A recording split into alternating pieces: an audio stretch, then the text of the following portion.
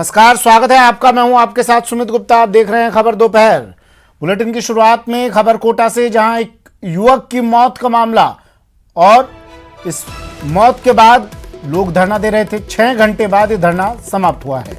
10 लाख मुआवजा देने पर सहमति बनी है। करंट लगने से युवक की मौत हुई थी, जिसके बाद परिजनों का, स्थानीय लोगों का धरना प्रदर्शन चल रहा था।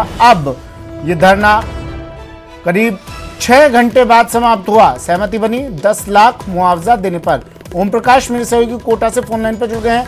ओम प्रकाश, क्या ये पूरा मामला? कल कुनाड़ी थाना इलाके के अंबेडकर कॉलोनी में एक महेंद्र पहाड़िया नामक युवक जो नाली निर्माण का कार्य कर रहा था, उस दौरान करंट डीपी में करंट प्रभावित होने के बाद वो करंट की चपेट में आ गया और उनकी मौत हो गई थी। परिजनों और स्थानीय लोगों का उस समय आक्रोश व्याप्त था। पिछले 2 दिन से, कल से अब तक सुबह तक की KEDL जो निजी बिजली कंपनी है, उनकी लापरवाही के चलते उन्होंने पूर्व सूचना के दिए ही उन्होंने बिजली प्रभावित कर दी, जिसकी चलते लापरवाही के चलते और UIT का जो काम चल रहा था, ठेकेदार और KEDL की लापरवाही के चलते उस युवक की जान गई है। इसलिए परिजनों और स्थानीय लोगों में आक्रोश व्याप्त था और आज सुबह से ही वो धरना प्रदर्शन कर रहे थे।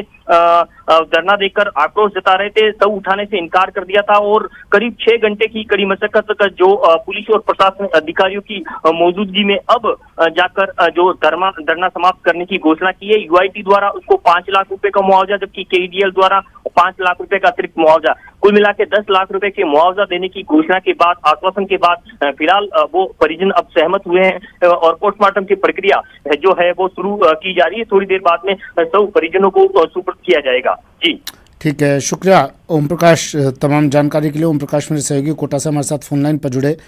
युवक की मौत के बाद, करंट लगने से युवक की मौत हुई थी, जिसके बाद से परिजनों का धरना प्रदर्शन जारी था। अब मुआवजे की राशि को लेकर 6 घंटे बाद ये धरना समाप्त हुआ। मांगों को जब माना गया तो 6 घंटे बाद ये धरना समाप्त किया गया। 10 लाख मुआवजा देने पर सहमति बनी है और अब परिजनों ने धरना समाप्त कर दिया। खबर झुंझुनू से है। झुंझुनू में पानी के लिए प्रदर्शन किया जा रहा है। जलदाय विभाग के ऑफिस के बाहर ये प्रदर्शन हो रहा है। स्थानीय लोगों ने ये प्रदर्शन किया, मटका फोड़कर विरोध जताया। झुंझुनू से खबर, पानी के लिए प्रदर्शन, जलदाय विभाग के ऑफिस के बाहर प्रदर्शन। स्थानीय लोगों ने विरोध प्रदर्शन किया, मटका फोड़कर जताया विरोध। बड़ी खबर झुंझुनू से। ये तस्वीरें देखिए, बड़ी संख्या में महिलाएं पहुंची और मटका फोड़कर विरोध अपना जताया। काफी लंबे समय से ये लोग मांग कर रहे थे कि इन्हें कम से कम जो मूलभूत आवश्यकता है वो इनकी पूरी की जाए। पीने के लिए पानी तक इन्हें उपलब्ध नहीं है यहाँ पर। इसको लेकर लगातार प्रदर्शन किया जा रहा था, मांग की जा रही थी। अब मटका फोड़ प्रदर्शन, मटका फोड़ कर इन लोगों ने विरोध जताया। स्थानीय लोगों का विरोध प्रदर्शन। झुंझुनू से तस्वीर।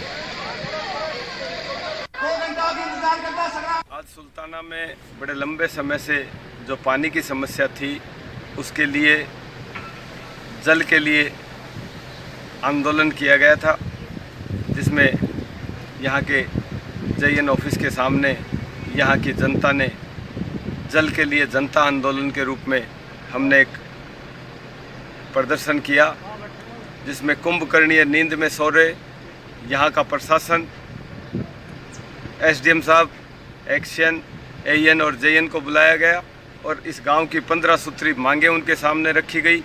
कि पानी की समस्या काफ़ी 3 महीनों से बहुत दिक्कत है। हर वार्डों में बहुत समस्या थी और सभी वार्ड वासियों को मैं तो ये निवेदन करता हूँ, सभी के पास पानी पहुँचाने का कार्य चालू करवाना चाहता हूँ और सब जनता परेशान नहीं है। सभी के पास की जैसी सुविधा होगी वैसी सुविधा करेंगे। भीलवाड़ा में आदर्श हत्याकांड, बीजेपी का कलेक्ट्रेट पर इसके बाद प्रदर्शन। आरोपियों की गिरफ्तारी की मांग को लेकर ये प्रदर्शन कर रहे हैं। CBI जांच की मांग कर रहे हैं ये लोग। विश्व हिंदू परिषद के आह्वान पर यह प्रदर्शन किया जा रहा है।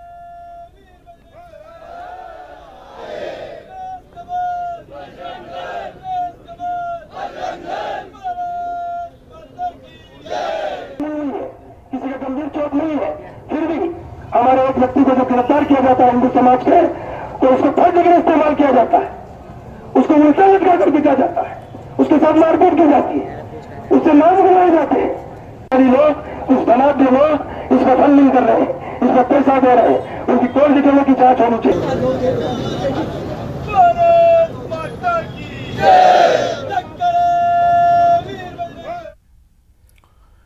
होम्योपैथी निदेशालय पर 100 दिनों से धरना दे रहे संविदा होम्योपैथी के डॉक्टरों ने आज से शहीद स्मारक पर धरना शुरू किया है।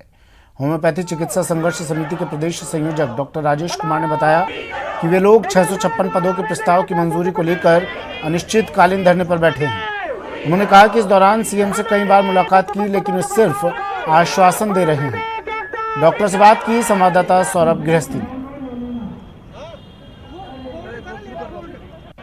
होम्योपैथिक चिकित्सकों के धरने को 100 दिन पूरे हो चुके हैं। अब तक निदेशालय पर धरना दिया जा रहा था, लेकिन आज से शहीद स्मारक पर धरना जो है वो शुरू कर दिया गया। आप देख सकते हैं तस्वीरों के माध्यम से, ये संविदा पर कार्यरत होम्योपैथिक चिकित्सकों की मांग है कि जो 656 पदों के प्रस्ताव निदेशालय को भेजे गए थे उसे मंजूर किया जाए और इनका नियमित जो है वो किया जाए। तो बड़ी संख्या में होम्योपैथिक चिकित्सक जो है वो यहाँ पर धरना दे रहे हैं और क्या कुछ मांगे हैं, अब तक क्या कुछ किया गया इनके द्वारा, इनसे बात कर लेते हैं। राजेश जी बताओ, किस प्रकार की आप लोगों की मांग है? हमारी मांग है कि जो 6 महीने पूर्व इसी जगह हमने धरना दिया था, तो तत्कालिक चीफ सेक्रेटरी और हमारे जो डायरेक्टर मैडम है हमारी एक प्रस्ताव बना के भेजा था। उस प्रस्ताव में 656 पदों का प्रस्ताव था, प्रत्येक सीएससी के ऊपर होम्योपैथी डॉक्टर की नियुक्ति की जाए। उसी प्रस्ताव की मंजूरी के लेकर के गत 100 दिनों से हमने धरना दे रहे हैं और उसी को लेकर आज हमारा धरना है। आज 100वां दिन है धरने का। इसको लेकर के पूर्व में भी राजस्थान के 161 विधायकों ने मुख्यमंत्री महोदय को अभिशंसा की है और बजट के दौरान भी लगभग 1 दर्जन विधायकों ने विधानसभा के अंदर ये मुद्दा उठाया था। और हमारी मांग है कि जो निदेशालय द्वारा जो भेजे गए 656 पदों का प्रस्ताव है उसको मंजूरी दे, जिससे प्रत्येक सीएससी स्तर पर होम्योपैथी चिकित्सकों की नियुक्ति की जाए। क्योंकि राजस्थान के अंदर दुर्भाग्य है कि आज 10,000 से ज़्यादा रजिस्टर्ड डॉक्टर है, लेकिन मात्र 303 पदों का कैडर है। हमारे साथ ही आयुर्वेद के 11,000 डॉक्टर हैं, उनका 4500 कैडर। आपकी अधिकारियों से बातचीत हुई, क्या आश्वासन आपको मिला अब तक? हमारी राजस्थान के चीफ सेक्रेटरी से लेकर सारे अधिकारियों से बात हुई है। मुख्यमंत्री तक से हम 8 बार मिल चुके हैं, हमारे मंत्री महोदय से मिल चुके हैं और अभी डूंगरपुर और बांसवाड़ा में राहुल गांधी जी आए थे, हमने उनसे भी मुलाकात की है, उनसे भी हम मिले हैं। और मुख्यमंत्री से 8 बार मिलने के बाद वो सिर्फ हमें आश्वासन दे रहे हैं, इसके अलावा कुछ नहीं। कैमरा पर्सन मान सिंह के साथ सौरभ गृहस्थी, न्यूज़ 18 राजस्थान, जयपुर। जयपुर के शहीद स्मारक पर पिछले 49 दिनों से कोविड स्वास्थ्य सहायकों का धरना जारी है, लेकिन अभी तक सरकार ने उनकी मांगों पर सहानुभूतिपूर्वक विचार नहीं किया है। ऐसे में स्वास्थ्य सहायक सरकार के खिलाफ अब आंदोलन की नई रणनीति बनाने में जुट गए हैं। कोविड स्वास्थ्य सहायकों से बात की संवाददाता सौरभ गृहस्थी ने। बहाली की मांग को लेकर कोविड स्वास्थ्य सहायकों का धरना लगातार जारी है। शहीद स्मारक पर धरना देते हुए 49 दिन जो है वो कोविड स्वास्थ्य सहायकों को हो चुके हैं, लेकिन संख्या बल जो है वो किसी भी प्रकार से कम होता हुआ नजर नहीं आ रहा। बड़ी संख्या में कोविड स्वास्थ्य सहायक यहाँ पर प्रदेश के अलग अलग हिस्सों से आए हुए हैं और लगातार धरना जो है वो दे रहे हैं। इस दौरान कई तरह के कार्यक्रम जो है वो कोविड स्वास्थ्य सहायकों द्वारा से किए गए हैं ताकि सरकार का ध्यान जो है वो इनकी ओर आए। हालांकि कोविड स्वास्थ्य सहायकों की लगातार अधिकारियों से वार्ता भी हुई, लेकिन वार्ता किसी भी नतीजे पर अब तक नहीं पहुंची और यही कारण है कि लगातार कोविड स्वास्थ्य सहायक जो है वो यहाँ पर धरना दे रहे हैं। इसमें छोटे बच्चे भी जो है वो शामिल हैं, अपने माता पिता के साथ यहाँ पर धरना दे रहे हैं। महापंचायत का भी यहाँ पर कोविड स्वास्थ्य सहायकों द्वारा आयोजन किया गया, लेकिन अभी तक किसी तरह की बात जो है वो नहीं बनी है। अब क्या कुछ करेंगे ये कोविड स्वास्थ्य सहायक, उसको जान लेते हैं। रवि हमारे साथ मौजूद है। रवि, 49 दिन आज हो चुके हैं, अभी तक किसी भी प्रकार का आश्वासन आप दोनों को नहीं मिला है। 49 दिन हो चुके हैं, कल हमारा 50वां दिन है। 50वें दिन हमारे प्रेस कॉन्फ्रेंस करने की भी आगे की रणनीति जो बताने की कल हमारी योजना है। कल प्रेस कॉन्फ्रेंस भी करेंगे। बाकी सरकार को हम ये संदेश देना चाहते हैं, हमारे साथ जो राजस्थान के दिग्गज नेता हैं, चाहे किरोड़ी लाल जी हों, हनुमान जी बेनीवाल हों, वो सारे आर पार की लड़ाई के लिए तैयार हैं। उन्होंने हमें बोला है, किसान नेताओं ने भी, आप एक कॉल दें, हम आर पार की लड़ाई आपके साथ लड़ने को तैयार हैं। जब तक आप शांतिप्रिय तरीके से कर रहे हो आप करो। तो हम इस माध्यम से सरकार को बता देना चाहते हैं, आगे की जो रणनीति है हमारी तैयार है, वो सरकार विरोधी होगी 101%। सरकार के पक्ष में हमने नारेबाजी की, आज तक सरकार का पक्ष रख के रखा, लेकिन सरकार ने हमारी एक नहीं सुनी। हमारा डेलीगेशन धर्मेंद्र राठौड़ जी के पास गया था, उन्होंने बोला आप बुलाओ, मैं आने को तैयार हूँ, आप धरना समाप्त करो, उसके बाद आपका काम होगा। हम सरकार से ये कह देना चाहते हैं, पहले आप हमारा काम करो, धरना हमारा ऑटोमेटिकली खत्म हो जाएगा, हम यहाँ से उठ के चले जाएंगे। डेलीगेशन बुलाने की जरूरत नहीं है, आप तो घोषणा करो और हमारे ऑर्डर निकालो, हम घर पे जाने को तैयार हैं। कल हमारी प्रेस कॉन्फ्रेंस है जिसमें आगे की जो रणनीति है वो आपके साथ साझा की जाएगी और वो रणनीति सरकार विरोधी होगी। राजस्थान यूनिवर्सिटी के रिटायर्ड कर्मचारियों ने ग्रेच्युटी और दूसरे लाभ का भुगतान न होने पर धरना देकर अपना विरोध प्रकट किया। इस दौरान उन्होंने यूनिवर्सिटी प्रशासन के खिलाफ जमकर नारेबाजी भी की। धरने में शामिल रिटायर्ड कर्मचारियों ने बताया कि अप्रैल में रिटायर होने के बाद अभी तक ग्रेच्युटी और दूसरे लाभ का भुगतान नहीं हुआ है। हमारा मेन मुद्दा है कि हम लोग 30 अप्रैल को रिटायर हो गए और आज तक हमें ग्रेजुएटी, पेंशन और कोई भी अन्य लाभ नहीं दिए गए, जबकि हमारे मार्च 2022 के अंदर जो भी कर्मचारी रिटायर्ड हुआ उन्हें सारे लाभ मिल चुके हैं।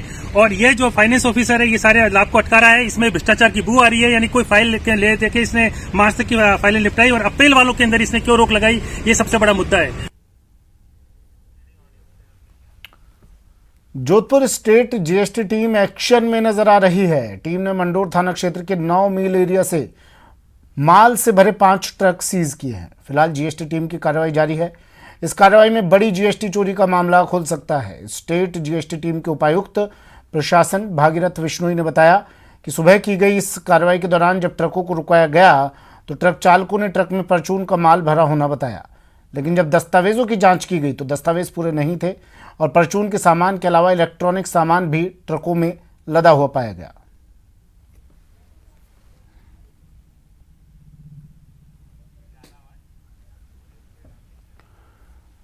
झालावाड़ की मिश्रोली थाना पुलिस ने मादक पदार्थ तस्करों के खिलाफ कार्रवाई करते हुए 43 किलो अफीम और डोडा चूरा के साथ 3 तस्करों को गिरफ्तार किया है।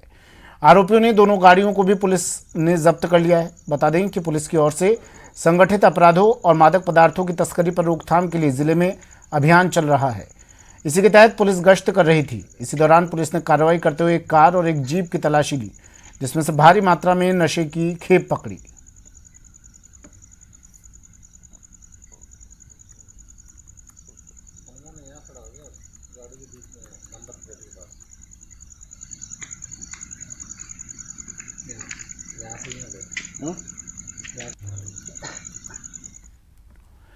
कोटपुतली शहर में विद्युत लाइन में बीती रात फॉल्ट आ जाने से कई मोहल्लों में बिजली गुल हो गई। बिजली गुल हो जाने से स्थानीय निवासियों को अंधेरे में रात गुजारनी पड़ी। इसके अलावा क्षेत्र में पेयजल आपूर्ति भी बाधित रही। इससे लोगों का जनजीवन प्रभावित हुआ। हालांकि विद्युत कर्मी फॉल्ट ढूंढकर उसे ठीक करने का प्रयास करते रहे, लेकिन सुबह तक विद्युत आपूर्ति बहाल नहीं हो पाई। ऐसे में स्थानीय निवासियों का गर्मी से हाल बेहाल हो गया और पसीने से तरबतर होकर उन्हें रात गुजारनी पड़ी। करीब 10 घंटे बाद क्षेत्र में विद्युत आपूर्ति बहाल हुई, जिसके बाद लोगों को कुछ राहत मिली।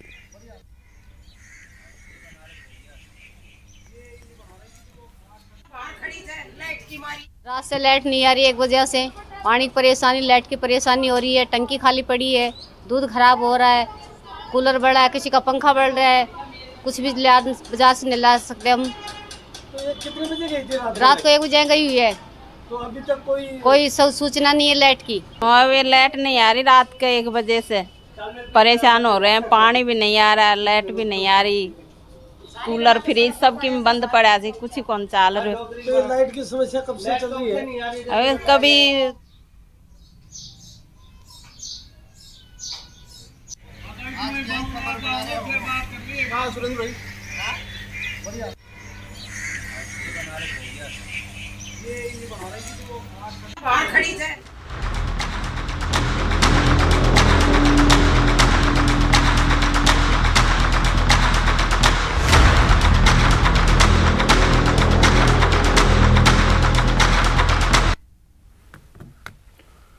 और बीजेपी के मिशन नरोधरा की बात कर लेते हैं। आज से बीजेपी का महाचिंतन शुरू होने जा रहा है। बीजेपी के राष्ट्रीय पदाधिकारियों की आज बैठक होगी। बीजेपी राष्ट्रीय अध्यक्ष जेपी नड्डा आज जयपुर आएंगे। चार्टर्ड प्लेन से आज शाम 4 बजे जयपुर एयरपोर्ट पर जेपी नड्डा पहुंचेंगे। राष्ट्रीय महामंत्री बीएल संतोष भी उनके साथ जयपुर आएंगे।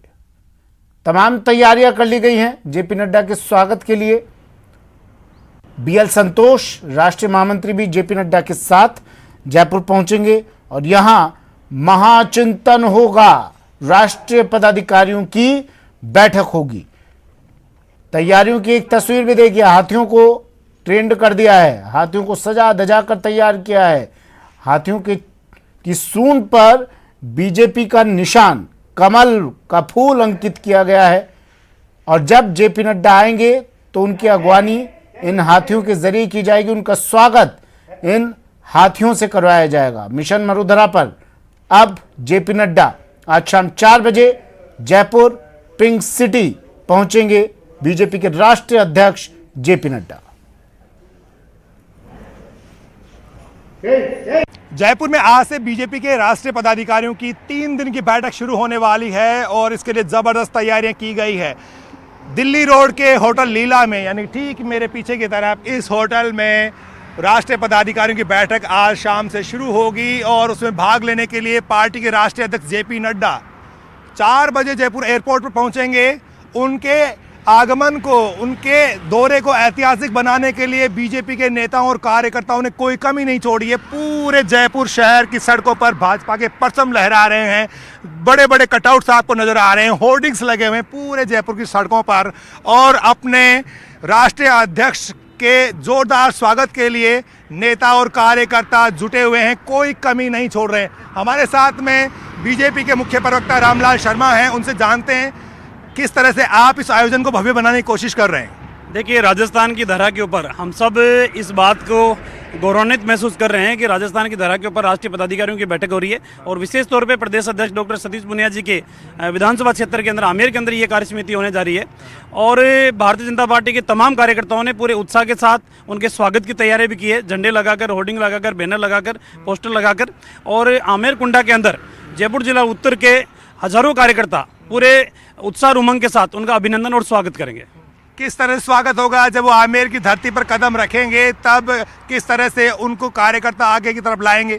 राजस्थान का कल्चर उनको विभिन्न श्रेणियों के अंदर देखने को मिलेगा और यहाँ पर कुंडा के अंदर, आमेर के अंदर हाथी के द्वारा उनका स्वागत किया जाएगा, आतिशबाजी के द्वारा उनका स्वागत किया जाएगा और जयपुर जिला उत्तर के हजारों कार्यकर्ता उनके पलक पावड़ा बिछाकर और अभिनंदन और स्वागत करेंगे। शाम को क्या कार्यक्रम रहेगा यहाँ आने के बाद में नड्डा जी का? नड्डा जी के आने के बाद में प्रदर्शनी का उद्घाटन रहेगा और उद्घाटन के बाद में अलग अलग जो सत्र हमारे संगठनात्मक है उन संगठनात्मक सत्रों की चर्चा शुरू होगी। तो जोरदार स्वागत होगा, ऐतिहासिक बनाएंगे इस कार्यक्रम को आप? निश्चित रूप से जिस तरीके से राजस्थान का टेम्परेचर हाई है उसी टेम्परेचर हाई के अंदर कार्यकर्ताओं का जोश भी हाई है और मेरे ख्याल से एक ऐतिहासिक नड्डा जी का स्वागत और अभिनंदन जयपुर की धरा पे होगा। बहुत बहुत शुक्रिया रामलाल शर्मा।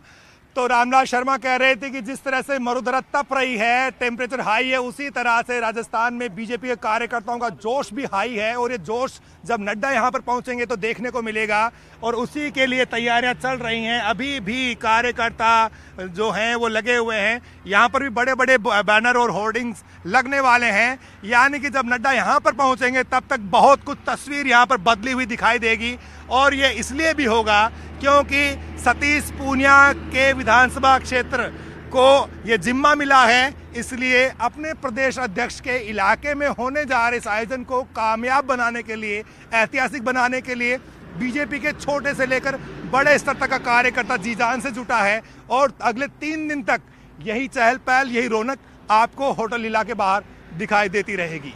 कैमरा पर्सन भवानी के साथ बाबूलाल धायल, न्यूज़ 18 जयपुर। कांग्रेस के नव संकल्प चिंतन शिविर में तय किए गए लक्ष्यों को पूरा करने के लिए अब कांग्रेस नई ऊर्जा, नए जोश के साथ तैयार हो गई है।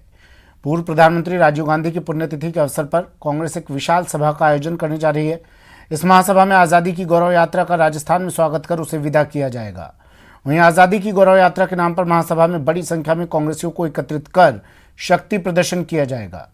इस महासभा के जरिए कांग्रेस भाजपा के खिलाफ हल्ला बोल मुहिम शुरू करने जा रही है।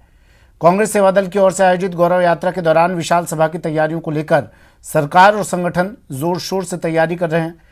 कोटपुतली में आयोजित इस सभा की तैयारी के लिए कोटपुतली विधायक एवं मंत्री राजेंद्र यादव के निवास पर बैठक आयोजित की गई।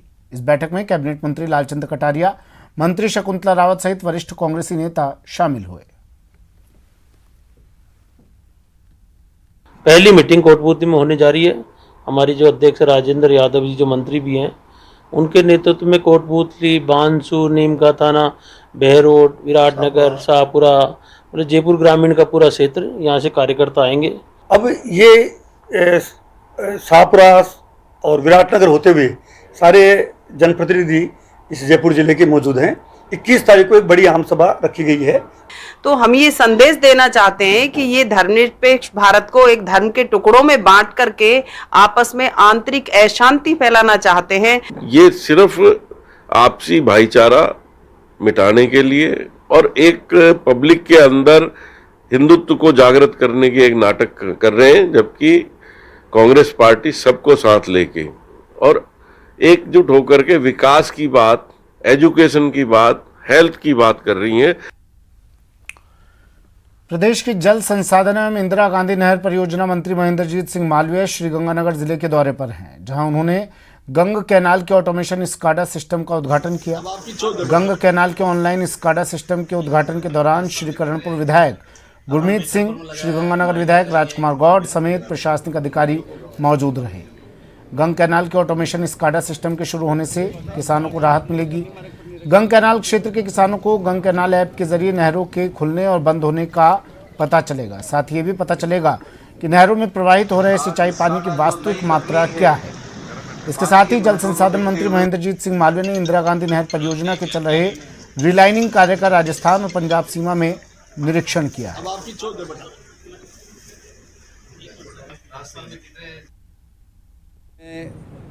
हनुमानगढ़ से देखते हुए, गंगानगर से देखते हुए हम कल पंजाब तक गए थे। पंजाब के अंदर हमारी कैनाल ब्रेक हुई, टूटी है, इस कैनाल को भी हमने देखा और पंजाब गवर्नमेंट और राजस्थान गवर्नमेंट के अधिकारी पूरी ताकत के साथ में लगे हुए हैं टूटी हुई कैनाल को तुरंत प्रभाव से ठीक करें। इसके बाद हम लोहगढ़ भी गए और अभी हम यहाँ पर स्काडा का उद्घाटन किया है। हमारे सभी नेता यहाँ पर उपस्थित हैं और रीलाइनिंग का काम हो रहा है, उसको भी हमने देखा, पंजाब में भी देखा और राजस्थान के अंदर भी देखा। जीते जी देश की शान पर आंच नहीं आने दी, लेकिन जब मौत हुई तो शमशान जाने की राह में बाधाओं का अंबार था। पूर्व फौजी के पार्थिव शरीर को अंतिम संस्कार के लिए घंटों इंतजार करना पड़ा। इंसानियत हुई शर्मसार, मोक्ष की राह में बाधाओं का अंबार, अंतिम संस्कार के लिए घंटों इंतजार। राजधानी जयपुर के कोटपुतली इलाके से आई खबर ने एक बार फिर इंसानियत को शर्मसार कर दिया है। आखिर ऐसा क्या, क्यों हुआ, किसने किया, ये बातें जानने से पहले इन 3 तस्वीरों को देखिए। कोटपुतली इलाके के टोरडा रामपुर गुजरान में बुधवार को रिटायर्ड फौजी की मौत हो गई। फौजी के कोई बेटा नहीं था, लिहाजा चारों बेटियां ही पिता के पार्थिव शरीर को कंधे पर लिए शमशान के लिए चल पड़ी।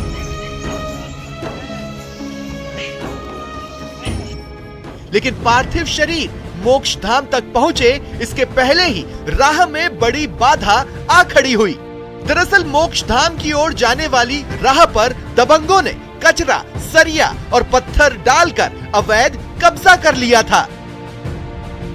ऐसे में शव यात्रा में शामिल लोगों ने रास्ता बनाने की कोशिश की, लेकिन दबंगों ने ऐसा करने से रोक दिया। चारों बेटियां पार्थिव शरीर लिए खड़ी रही, लेकिन दबंग नहीं माने, जिसके बाद नाराज लोग पार्थिव शरीर के साथ धरने पर बैठ गए। टोरडा गुजरान है और हमारा SC/ST की शमशान भूमि यहाँ पर है।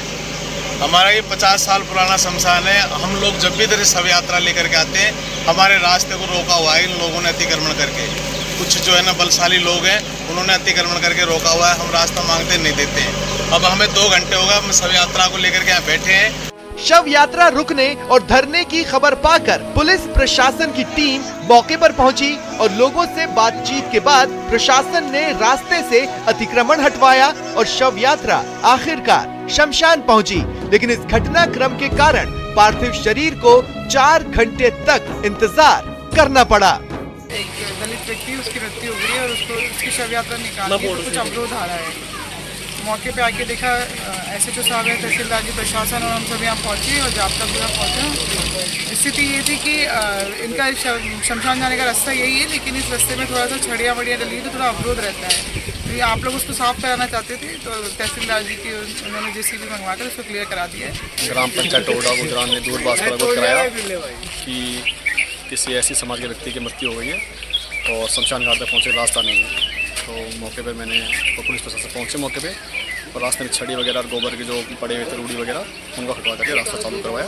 वैसे तो सामान्य तौर पर भी शमशान के रास्ते पर अतिक्रमण न सिर्फ अनैतिक है बल्कि गैर कानूनी भी है। और फिर पूर्व फौजी के अंतिम संस्कार में तो सबको सहयोग करना चाहिए था, लेकिन सहयोग तो दूर 4 घंटे तक पार्थिव शरीर को इंतजार करना पड़ा। न्यूज़ 18 राजस्थान के लिए कोटपुतली से हीरालाल की रिपोर्ट। फिलहाल इतना ही, दीजिए इजाजत, नमस्कार।